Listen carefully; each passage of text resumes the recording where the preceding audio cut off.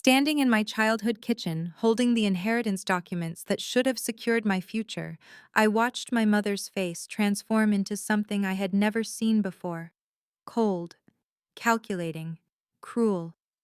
Your sister's family will always be the priority, and you'll always come second, Serafina, she said, her voice devoid of any maternal warmth I once knew. The papers in my trembling hands revealed a 20-year conspiracy that had stolen not just my inheritance, but my entire identity. Everything I believed about my family was a lie. Hey everyone! Before we dive into this absolutely shocking family betrayal story, I'd love to know where you're watching from today. This tale of deception runs so deep, you won't believe how it all unravels. If you're ready for a story about family secrets, stolen inheritance, and the sweetest revenge you've ever heard, smash that like button and subscribe because this gets absolutely wild. Trust me, you'll want to stick around for the ending. My name is Serafina Walsh, and for 28 years, I believed I was living the American dream. Born and raised in Portland, Oregon, I had worked my way up from a struggling college student to a successful financial analyst at Morrison and Associates. My life seemed ordinary, even blessed. I had a loving relationship with my boyfriend Marcus, a cozy apartment downtown, and what I thought was a supportive family. The illusion shattered on a rainy Tuesday morning in October when I received a call that would change everything. My grandmother, Eleanor Walsh, had passed away peacefully in her sleep at 91. While grief consumed me, I never expected what came next. Grandma Eleanor had always been my anchor.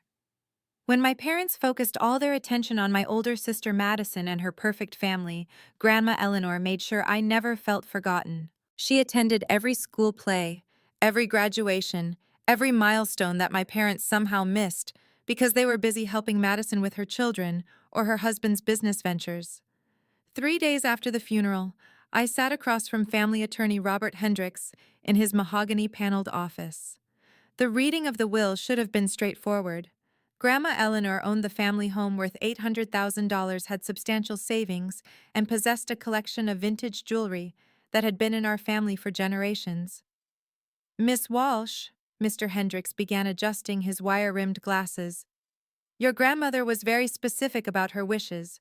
She left you the house, the entirety of her financial assets, and all family heirlooms. The total estate value is approximately $1.2 million. My heart swelled with gratitude and surprise. Grandma Eleanor had always promised that someone who truly cared about family legacy should inherit, but I never imagined it would be me. Then Mr. Hendricks frowned, shuffling through additional papers. However, there seems to be an issue.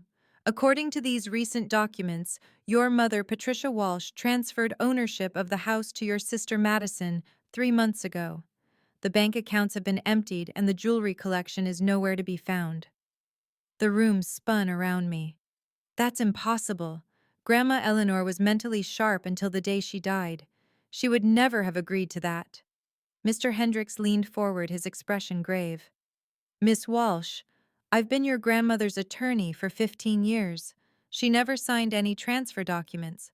These signatures appear to be forged, and the transfers happened while your grandmother was in the hospital for her final stay. I believe your family has committed inheritance fraud.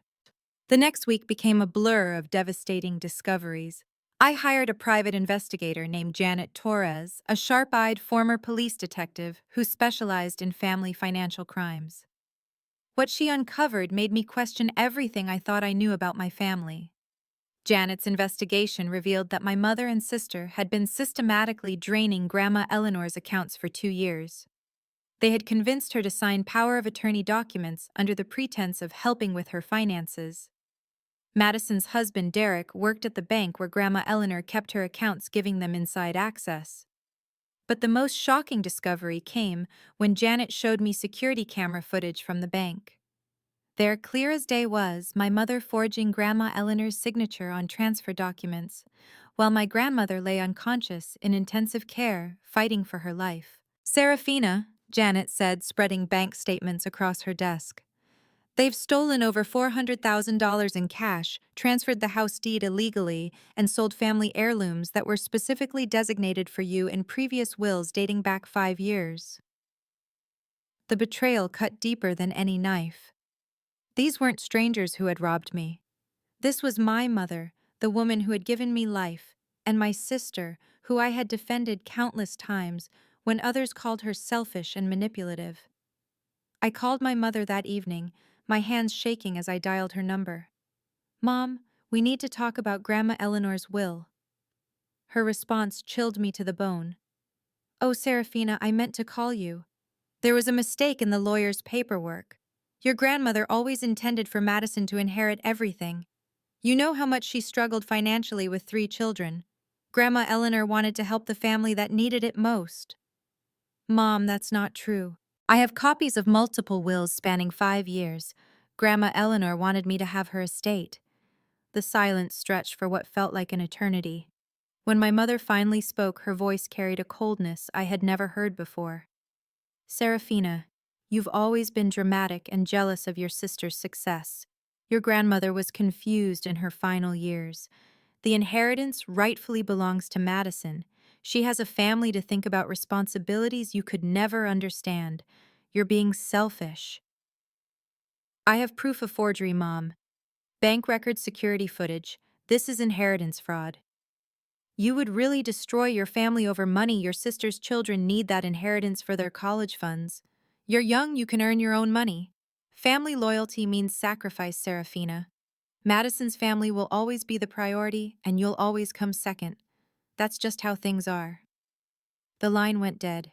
I sat in my apartment that night, staring at the evidence scattered across my coffee table, realizing that my mother had just admitted to everything while simultaneously making it clear that my family saw me as expendable. Janet called the next morning with even more disturbing news. "Serafina, I found something else. Your sister Madison has been telling people in your family that you're trying to steal money from your grandmother's estate. She's painting you as the greedy one who's trying to take advantage of an elderly woman's confusion. She's already sold the family jewelry collection to a private dealer in Seattle." The manipulation was breathtaking in its scope. Not only had they stolen my inheritance, but they were now rewriting the narrative to make me the villain. Madison was using her children as shields, claiming that any attempt to recover the stolen money would harm innocent grandchildren. But they had made one crucial mistake. They had underestimated me. I was not the naive, accommodating younger daughter they thought they could easily manipulate. I was a financial analyst with access to forensic accounting resources, legal connections, and most importantly, an iron determination to see justice served. As I looked at the evidence one more time, I made a decision that would change all our lives forever. They wanted to play games with family loyalty and manipulation, fine. But they were about to learn that I could play those games better than they ever imagined. The next morning, I walked into my office at Morrison & Associates with a new sense of purpose. My colleague and close friend Diana Rodriguez immediately noticed something different about me. Diana was one of the firm's top forensic accountants, specializing in white-collar crime investigations. "Serafina, you look like someone who's ready to burn down the world," she said, setting down her coffee mug. I closed her office door and spread out copies of the evidence Janet had gathered. "Diana, I need your help. My family has committed inheritance fraud, and I want to nail them to the wall." Diana's eyes widened as she examined the forged documents. Her expertise in financial crimes made her the perfect ally. "This is textbook elder financial abuse. The timing of these transfers, the forged signatures, the manipulation of power of attorney documents. This is a federal crime, Serafina." "I know, but they're using emotional manipulation and family guilt to try to silence me. My mother actually told me that Madison's family will always come first and I'll always be second." Diana's expression hardened. She had grown up in a traditional Mexican-American family where favoritism toward male children was common, so she understood family dynamics that prioritized certain members over others. "That's not how inheritance law works. Your grandmother's wishes were clear and documented. We can prove intent forgery and theft." Over the next 2 weeks, Diana helped me build an airtight case. We discovered that Derek Madison's husband had used his position at Northwest Community Bank to facilitate the illegal transfers. He had backdated documents and created false records to cover their tracks. But more shocking revelations emerged. Diana's analysis revealed that this was not their first time stealing from elderly family members. Madison and my mother had done something similar when my great-aunt Rose died 3 years earlier, though on a smaller scale. Look at these patterns, Diana said, pointing to financial records on her computer screen. 3 days after your great-aunt Rose's funeral, there were suspicious withdrawals from her accounts. The money went directly into Madison's personal checking account. The scope of their criminal enterprise was staggering. They had turned elder financial abuse into a family business model. I decided to reach out to other family members who might have been affected. My cousin James, Aunt Rose's son, lived in California and had always wondered why his mother's estate was smaller than expected. Serafina, I've suspected something was wrong for years, James said during our phone conversation. My mother always promised me her house, but when she died, Madison claimed there was no will and that Mom had verbally promised everything to her because she was closer to the family. James agreed to join my case. Having another family member validate the pattern of abuse strengthened our position significantly. Meanwhile, I had to deal with the emotional warfare my family was waging against me. Madison called me repeatedly, alternating between fake tears and outright threats. Serafina, I cannot believe you would hurt your own nieces and nephews over money, she sobbed during one call. Little Emma is only 8 years old. How can you live with yourself knowing you're trying to take away their college funds? But I had learned to recognize her manipulation tactics. Madison had always been skilled at weaponizing her children when she wanted something. When we were younger, she used her pregnancy and then her motherhood as excuses for why she deserved more attention, more financial help, and more consideration from our parents. Madison Grandma Eleanor specifically wanted me to have that inheritance. You stole it through forged documents while she was dying in the hospital. You have no proof of that. Mom said Grandma Eleanor was confused and changed her mind about the will. You're just jealous that I have a successful marriage and beautiful children while you're still playing house with your boyfriend. The conversation revealed her true feelings about me. In Madison's mind, I was less deserving of inheritance because I had not followed her path of early marriage and children. She believed that her life choices made her more worthy of family resources, but her arrogance would prove to be her downfall. During that same conversation, Madison made a critical mistake. She mentioned specific pieces of Grandma Eleanor's jewelry collection that she had supposedly inherited. I'm sorry you're upset about the sapphire necklace, but Grandma Eleanor always said it would go to the granddaughter who gave her great-grandchildren. The problem was that Grandma Eleanor had never mentioned the sapphire necklace to Madison. It was a piece she had shown only to me, along with the story of how her own grandmother had given it to her. Madison's knowledge of the necklace proved she had been through Grandma Eleanor's jewelry collection and was lying about not knowing where it was. I immediately called Janet Torres with this new information. Within 2 days, she had tracked down the Seattle jewelry dealer who had purchased the collection. The dealer still had security footage of Madison and Derek selling the pieces, and he provided detailed receipts showing they had received $67,000 for items that were appraised at over $120,000. They were in such a hurry to convert everything to cash that they accepted terrible prices, Janet explained. This suggests they knew they were selling stolen goods and wanted to dispose of them quickly. The evidence was becoming overwhelming. Forged documents, illegal bank transfers, theft, and sale of stolen property, and now we had multiple witnesses and video documentation. But I knew that my family would not go down without a fight. They had spent years building a narrative within our extended family that portrayed Madison as the responsible daughter who deserved more support, while I was painted as the selfish career woman who did not understand family obligations. My strategy needed to account for this. I could not simply present legal facts. I needed to expose the years of manipulation and emotional abuse that had enabled their criminal behavior. The turning point came when I reached out to Grandma Eleanor's former caregiver, Maria Santos. Maria had worked for my grandmother for the last 5 years of her life and had witnessed many family interactions. Miss Serafina, your grandmother talked about you constantly, Maria told me during our meeting at a local coffee shop. She was so proud of your career, your independence. She always worried that your family did not appreciate you enough. Did she ever mention changing her will or wanting Madison to inherit instead? Maria's expression grew angry. Never. She was very upset about how your mother and sister treated you. She told me many times that you were the only one who visited her without asking for money or favors. She said you were the only one who truly cared about her as a person. Maria, did you ever witness anything suspicious about their behavior toward my grandmother's finances? Yes. In her last months, your sister and mother would come over and pressure her to sign papers. Your grandmother would call me afterward confused and upset. She said they told her the papers were for her medical care, but she suspected they were about money. Maria agreed to provide a sworn statement about what she had witnessed.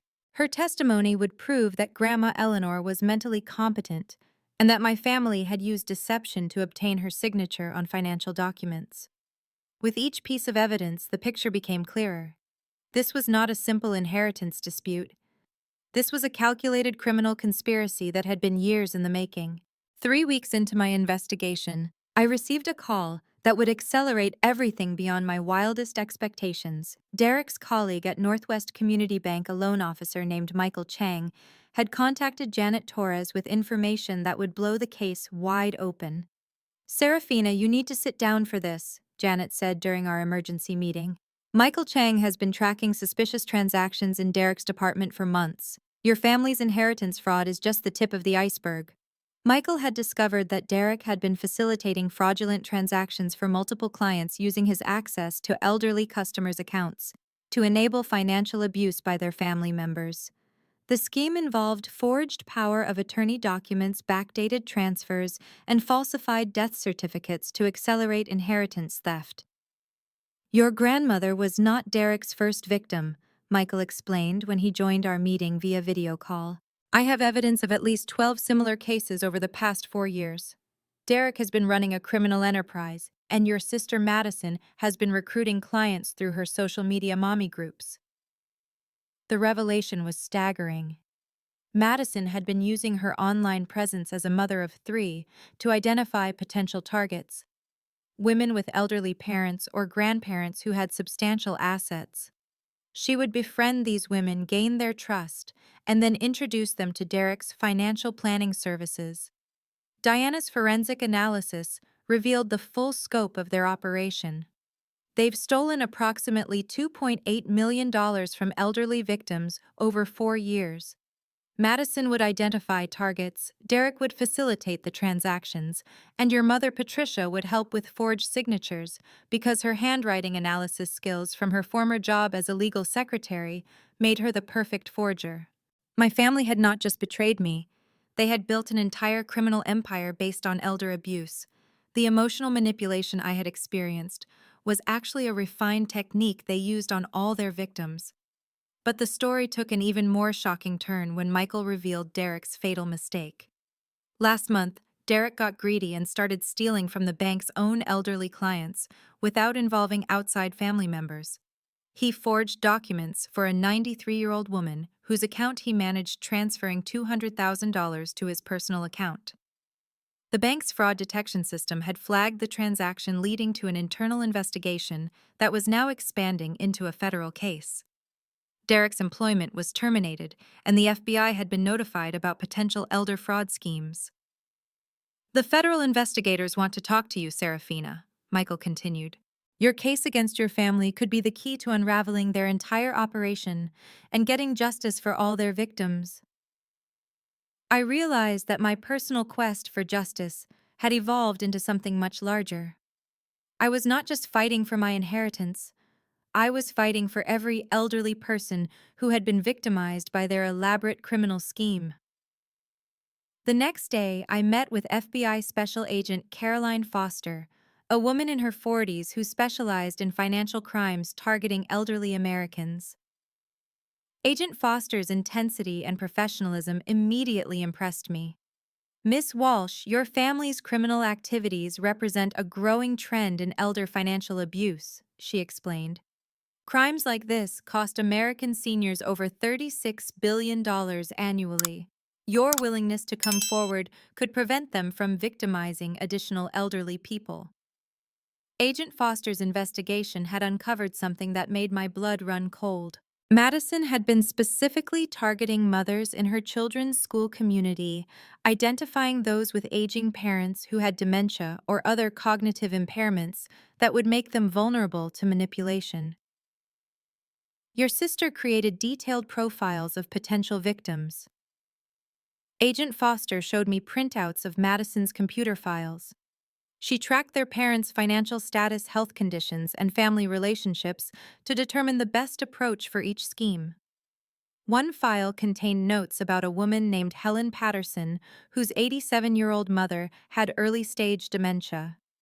Madison's notes read, "Helen is overwhelmed caring for mother. Father died last year. Mother has substantial assets. Helen feels guilty about wanting inheritance early. Perfect target for Derek's acceleration program." The acceleration program was their term for convincing families to steal inheritances from living relatives by claiming the elderly person had verbally changed their mind about their will. But Madison's arrogance and poor record-keeping would prove to be her downfall. She had kept detailed files on every victim, including copies of forged documents and notes about which manipulation tactics worked best for different personality types.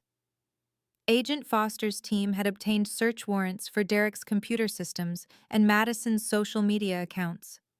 What they found was a treasure trove of evidence documenting years of systematic elder abuse. However, the situation became even more complex when we discovered that my mother Patricia was not just an accomplice. She was actually the mastermind behind the entire operation. Your mother has been running inheritance fraud schemes for over a decade, Agent Foster revealed during our second meeting. She started small stealing from elderly neighbors and acquaintances. When Madison married Derek and he got the bank job, Patricia saw an opportunity to expand the operation. Patricia had been teaching Madison and Derek her methods, sharing techniques she had developed through years of trial and error. The emotional manipulation tactics they used on me were actually part of a playbook Patricia had created for handling family members who discovered their schemes.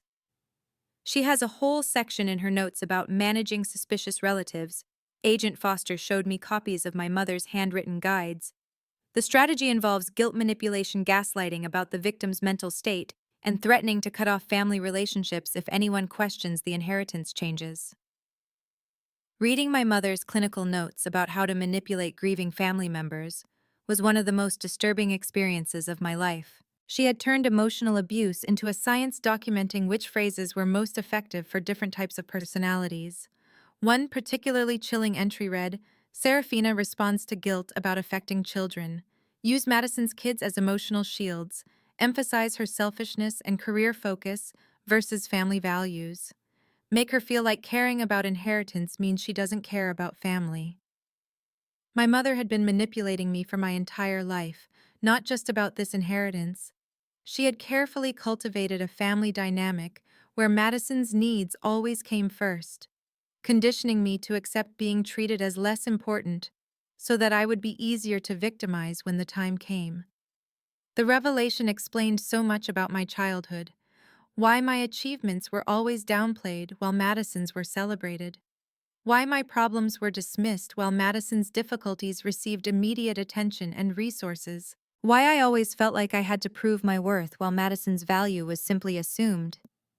Patricia had been grooming me to accept unfair treatment so that when they eventually stole from me, I would be too conditioned to fight back effectively. But their psychological manipulation had an unexpected side effect. Years of being treated as less important had made me fiercely independent and self-reliant. While they expected me to crumble under their emotional abuse, I had actually developed the strength and resources to fight back harder than they ever anticipated. The investigation was moving quickly now. Federal agents had arrested Derek at the bank, and search warrants were executed simultaneously at my mother's house and Madison's home. Agent Foster called me that evening with an update that filled me with both satisfaction and sadness. We recovered most of your grandmother's jewelry collection from a safety deposit box registered under your mother's name. Madison and Derek tried to destroy evidence, but we found financial records documenting thefts from over 20 elderly victims. The scope of their criminal enterprise was even larger than initially suspected. They had been operating in multiple states using Derek's banking connections to facilitate fraudulent transfers across state lines, which made it a federal crime. But the most shocking discovery was still to come. During the search of Patricia's home, agents found evidence that she had been planning to target additional family members, including Marcus's elderly grandfather, who had recently been asking me about estate planning. They had not just betrayed our family, they had been researching ways to expand their crimes to include the people I loved. The revelation made me realize that stopping them was not just about getting justice for myself, but about protecting future victims from their predatory schemes. As I prepared for the confrontations that would inevitably come, I felt a mix of determination and heartbreak. I was about to destroy the only family I had ever known, but they had left me no choice. Their greed and manipulation had forced me into a position where justice was the only path forward. The federal raid happened on a crisp Thursday morning in November. I watched from my car across the street as FBI agents executed search warrants at both my mother's house and Madison's suburban home simultaneously. Agent Foster had given me advance notice, knowing that seeing justice unfold would be important for my healing process. The scene was surreal. Neighbors gathered on sidewalks, whispering and pointing as agents carried boxes of evidence from the homes where I had celebrated countless birthdays and holidays. Madison's children were at school, spared from witnessing their parents' arrest, but the damage to their lives was already irreversible. My phone rang constantly throughout the morning. Extended family members, confused and shocked by news reports, demanded explanations I was not ready to provide.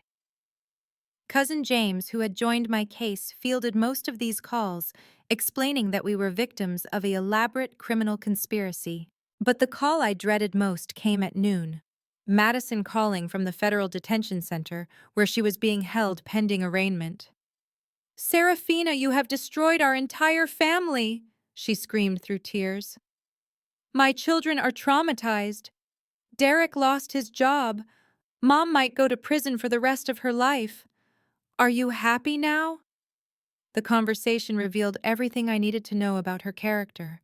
Even facing federal charges for elder abuse, Madison was still trying to make me feel guilty for their consequences. She showed no remorse for the elderly victims they had stolen, from no acknowledgement of the crimes they had committed against our own grandmother. "Madison, you and Derek and Mom stole nearly $3 million from elderly people, including our dying grandmother. You forged documents, you lied to families, you built an entire criminal enterprise based on targeting vulnerable seniors. Those people were going to die anyway. We just accelerated the process. At least the money went to families who could actually use it, instead of sitting in accounts collecting dust." Her words chilled me. Madison genuinely believed that stealing from elderly people was justified because she thought she deserved their money more than they did. The entitlement was breathtaking. "What about Emma, Sophie, and Michael?" I asked, referring to her children. "Did you think about them when you were committing federal crimes?" "I did everything for my children. Derek and I were trying to build a future for them. College costs are expensive, and we needed that money to secure their futures. You secured their futures by turning them into children of convicted felons." The line went dead. That was the last conversation I ever had with Madison. Agent Foster called that afternoon with updates that validated every decision I had made. The FBI had uncovered evidence of 23 separate victims with total thefts exceeding $4.2 million. Derek's banking access had enabled them to steal from elderly clients across 4 states. "Your mother kept incredibly detailed records," Agent Foster explained. "She documented every victim, every technique, every successful manipulation strategy. It's like she was writing a manual for elder abuse."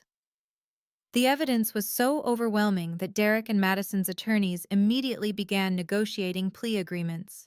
They had no choice. The FBI had video surveillance bank records, forged documents with their fingerprints, and detailed written confessions in Patricia's handwriting. But Patricia herself was a different story. When agents arrested her, she maintained complete composure and immediately requested an attorney. Unlike Madison's emotional breakdown and Derek's panicked cooperation, Patricia acted like someone who had always known this day might come. "Your mother is a career criminal," Agent Foster told me during our meeting that week. "Our investigation revealed that she's been running cons and financial schemes for over 20 years. The inheritance frauds were just her latest evolution." Patricia's criminal history included insurance fraud, identity theft, and multiple pyramid schemes targeting women in religious communities. She had spent years perfecting her ability to identify vulnerable targets and manipulate them through emotional appeals. "She's what we call a family predator," Agent Foster explained. "These are criminals who use family relationships and emotional manipulation to facilitate their crimes. They're particularly dangerous because victims often refuse to report them due to family loyalty." The psychological profile painted a disturbing picture of my mother. She was a narcissistic predator who viewed other people, including her own children, as resources to be exploited for her personal gain. My entire childhood had been shaped by someone who was incapable of genuine love or empathy. But the investigation also revealed something that gave me closure I never expected. Agent Foster's team had found letters that Grandma Eleanor had written, but never sent, documenting her suspicions about Patricia and Madison's financial manipulation. "Your grandmother knew what was happening," Agent Foster said, handing me copies of the letters. "She was trying to protect you by changing her will and making sure you would inherit everything. She suspected that Patricia was stealing from her, but she didn't have proof." One letter dated just 2 months before Grandma Eleanor's death brought tears to my eyes. "My darling Serafina probably doesn't realize how special she is. Patricia has always favored Madison, conditioning Serafina to accept less attention and fewer resources. But Serafina's independence and strength come from having to rely on herself. She's the only one who visits me without wanting something. She's the only one who asks about my stories, my memories, my feelings. When I die, I want Serafina to have everything because she's the only one who will honor our family's real values." Reading those words, I finally understood that my grandmother had not just loved me. She had recognized the family dysfunction and was trying to correct it through her inheritance decisions. The federal case moved quickly. Derek pleaded guilty to bank fraud, elder abuse, and conspiracy charges, receiving a sentence of 12 years in federal prison.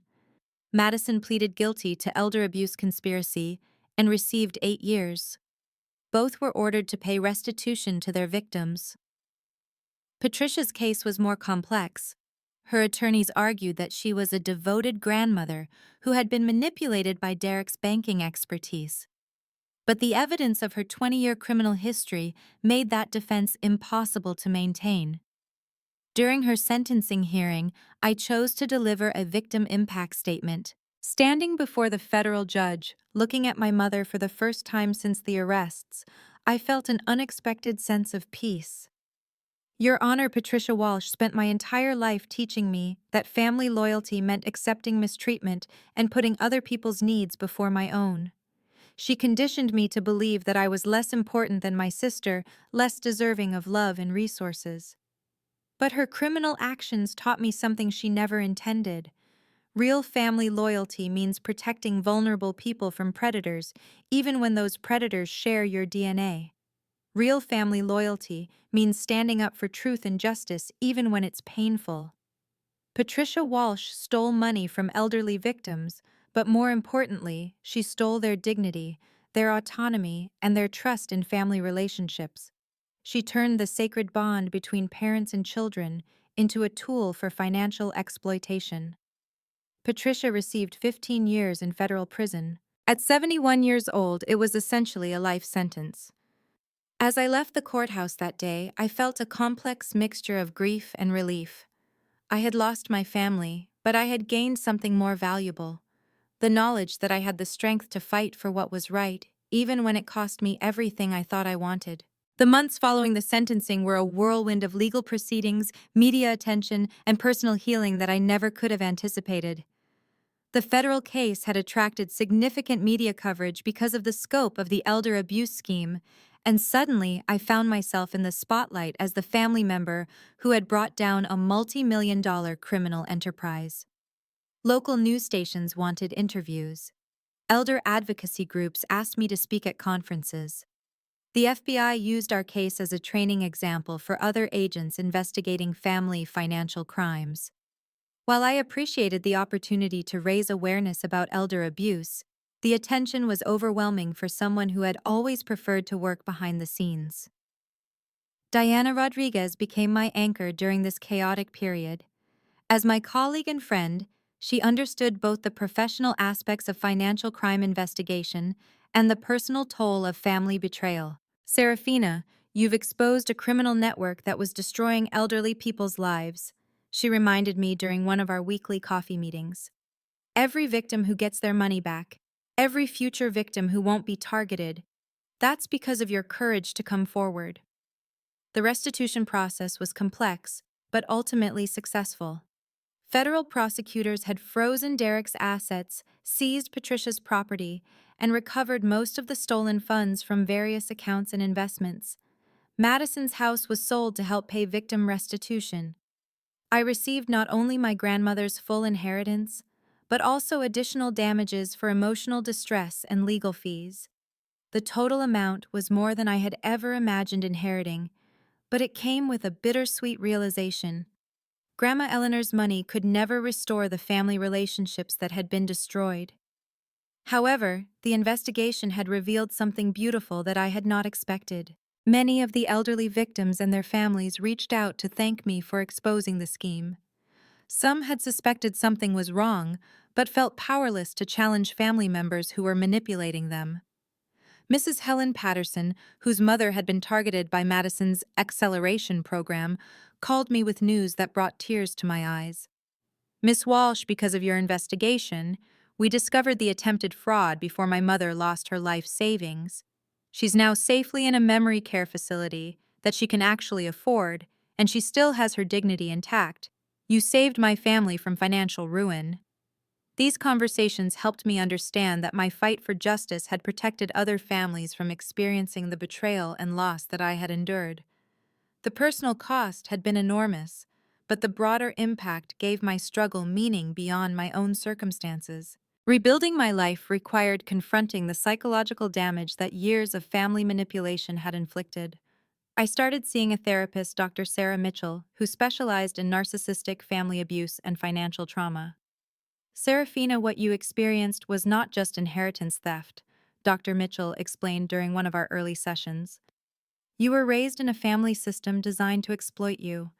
Your mother created artificial scarcity of love and attention to make you grateful for minimal consideration. Therapy helped me recognize patterns of behavior that I had never understood before. My tendency to overwork and constantly prove my worth. My difficulty accepting compliments or believing I deserved good things. My automatic response to prioritize other people's needs over my own. These are survival mechanisms you developed in response to emotional neglect and manipulation, Dr. Mitchell continued. Your family trained you to accept unfair treatment, but they also inadvertently made you stronger and more independent than they realized. The healing process was not linear. Some days I felt empowered by my victory over injustice. Other days, I grieved the family I had lost, even knowing they had never truly loved me the way I thought they did. Marcus, my boyfriend, proved to be an incredible source of support throughout this entire ordeal. His steady presence and unwavering belief in my decisions helped me navigate the most difficult periods. Serafina, you did something most people could never do, he told me one evening as we walked along the Portland waterfront. You chose justice over comfort, truth over family loyalty. That takes incredible courage. Sometimes I wonder if I should have just let them keep the money and preserved what was left of our relationships. And then what they would have continued stealing from other elderly people. Other families would have been destroyed. You stopped a criminal enterprise that was ruining lives. His perspective helped me maintain clarity about my choices when doubt crept in. The legal proceedings also brought unexpected allies into my life. James, my cousin whose mother had been an earlier victim, became like the brother I never had. We bonded over our shared experience of discovering that family members we trusted had systematically stolen from our loved ones. Serafina. I've been thinking about Aunt Rose's funeral, James told me during one of our phone conversations. Madison gave this beautiful eulogy about how much she loved our aunt and how family bonds were sacred. The whole time she had already stolen thousands of dollars from Mom's accounts. The manipulation was incredible. They turned grief into an opportunity for theft while positioning themselves as the most caring family members. James and I decided to establish a victim advocacy fund using a portion of our recovered assets. We wanted to help other families navigate the legal and emotional challenges of elder financial abuse cases. Meanwhile, Madison's children were placed in the custody of Derek's parents, while both their parents served federal prison sentences. Through mutual friends, I learned that the children were struggling with the shame and confusion of having criminal parents. Despite everything Madison had done, her children were innocent victims of their parents' choices. I established college funds for Emma, Sophie, and Michael using money from my inheritance to ensure they would have educational opportunities despite their family's criminal legacy.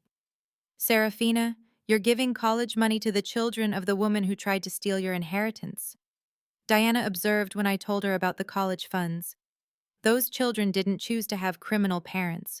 They shouldn't be punished for Madison and Derek's crimes. Besides, education is the best way to break cycles of family dysfunction. The decision felt right, even though I knew Madison and Derek would never appreciate the gesture. I was not doing it for them. I was doing it because it aligned with the values Grandma Eleanor had tried to teach me about family responsibility and generosity. As the first anniversary of Grandma Eleanor's death approached, I realized that her inheritance had given me something more valuable than money. It had given me the opportunity to discover my own strength, to stand up for justice, and to protect other vulnerable people from predatory family members.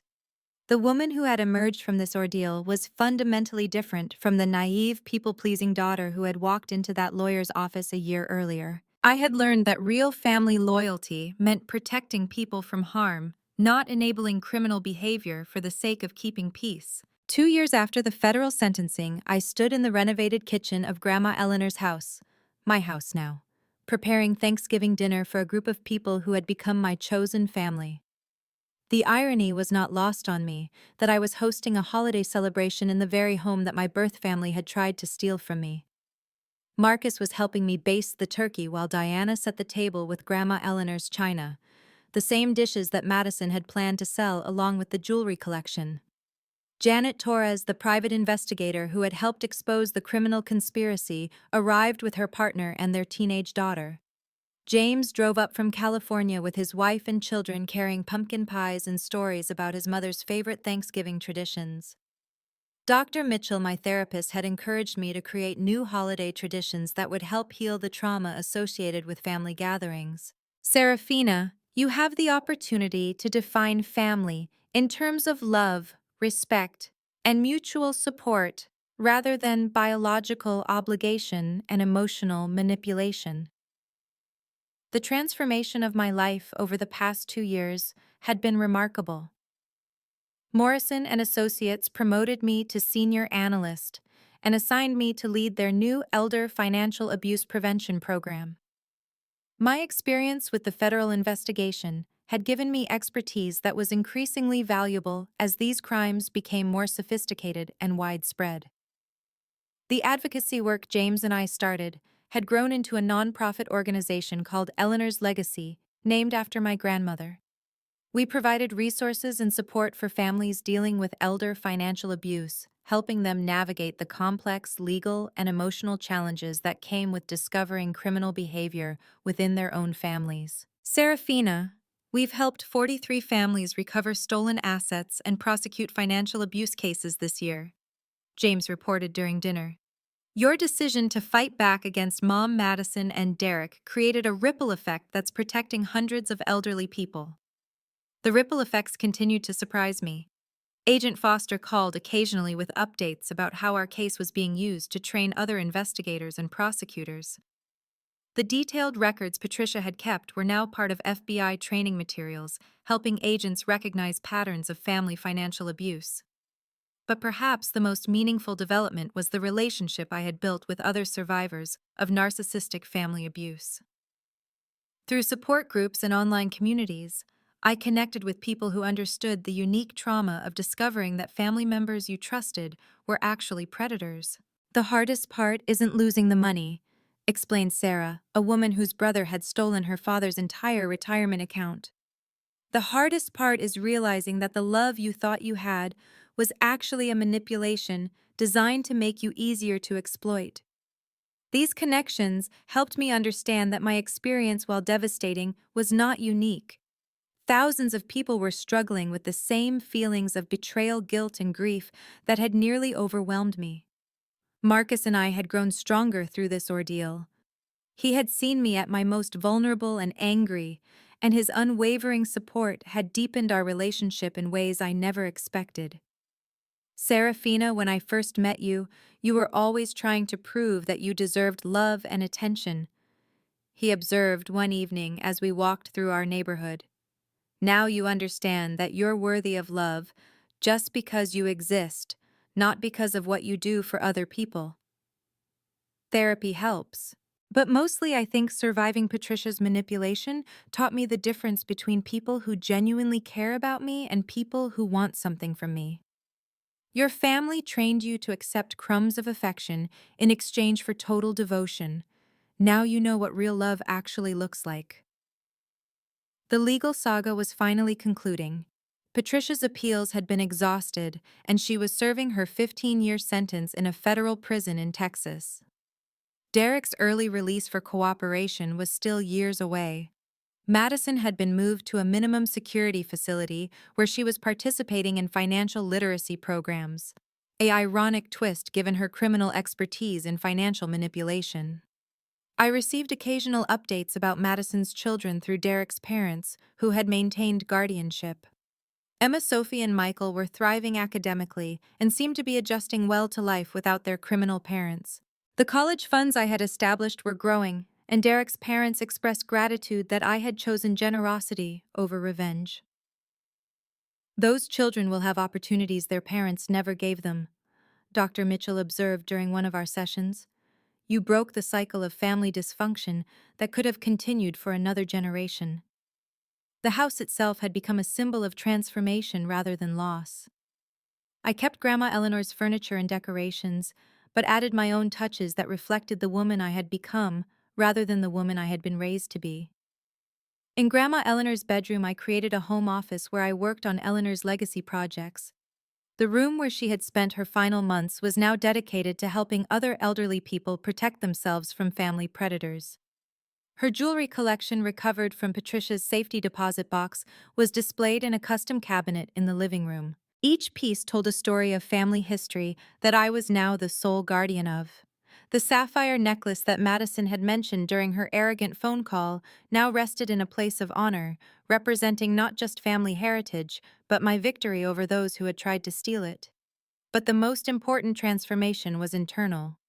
The woman who had once felt guilty for wanting her rightful inheritance now understood that fighting for justice was an act of love. Love for Grandma Eleanor's memory, love for future elderly victims, and love for herself. As we finished Thanksgiving dinner, Diana raised her wine glass for a toast. To Serafina, who showed all of us that sometimes the greatest act of family loyalty is refusing to enable family dysfunction. To Eleanor's legacy, James added, and the grandmother who taught us that real inheritance isn't about money, it's about values, courage, and the strength to do what's right even when it's difficult. Looking around the table at these people who had chosen to support me through the most challenging period of my life, I felt a gratitude that had nothing to do with money or material inheritance. I had lost the family I was born into, but I had gained something more valuable. the ability to recognize authentic love and create chosen family relationships based on mutual respect and genuine care. As the evening wound down and our guests prepared to leave, I realized that Patricia's cruelest manipulation had backfired in the most beautiful way possible. She had tried to convince me that I would always come second, that I was less worthy of love and consideration than Madison's family.